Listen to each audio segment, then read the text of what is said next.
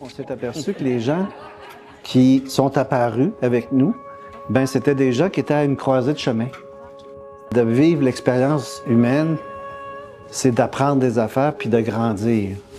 Quel nouveau chapitre est à l'horizon? Plus on vieillit, plus on apprend à se connaître. Mais quand je me lance dans un projet, je me lance toujours corps et âme là-dedans. Mais quand il y a une finalité, je viens de réaliser que j'ai une drop. J'ai travaillé pour une grosse boîte pendant 16 ans et c'est comme c'était que mon identité est rattachée à la compagnie et j'ai envie de découvrir qui je suis sans cette compagnie. J'ai envie de découvrir mon propre leadership. En fait, j'étais dans un autobus bondé en avant de tout le monde et je suis fondue en larmes.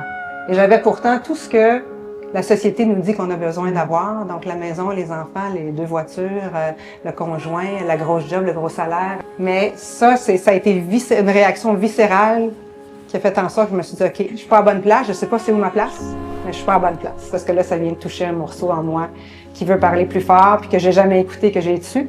Et là, j'ai commencé à l'écouter, puis à partir de ce jour-là, ben, ça fait en sorte que vous êtes tous ici aujourd'hui. Parce que si j'avais pas écouté cette petite voix-là, ça serait jamais arrivé, ça.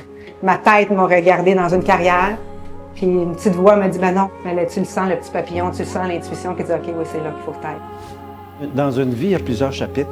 Nous, on va inviter les gens à faire ce travail-là, à clarifier. Quand on fait le tour, qu'est-ce qui est intéressant, on peut voir qu'il y a des embryons d'idées, il y a des personnes qui sont déjà très avancées, et puis il y a, dans le milieu, il y a des feelings qui apparaissent, qui finissent par devenir un chapitre. Qu'est-ce qui est important, qu'on veut surtout souligner, c'est la notion d'identité. L'identité, ça peut se transformer plus rapidement qu'on pense. On a par instinct l'idée de dire « je vais changer le dehors », je vais me trouver, tu sais, mais c'est pas ça.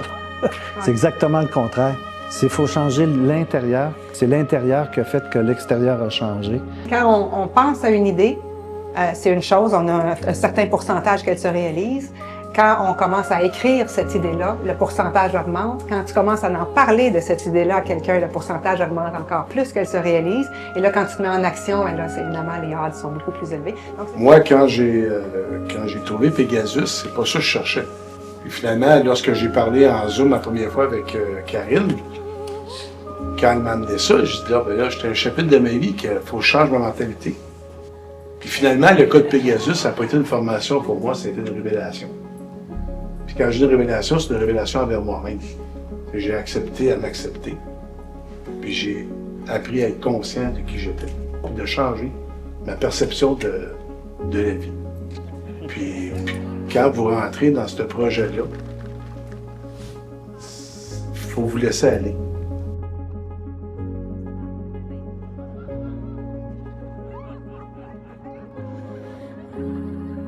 Finalement, on cherche 6 à 8 personnes.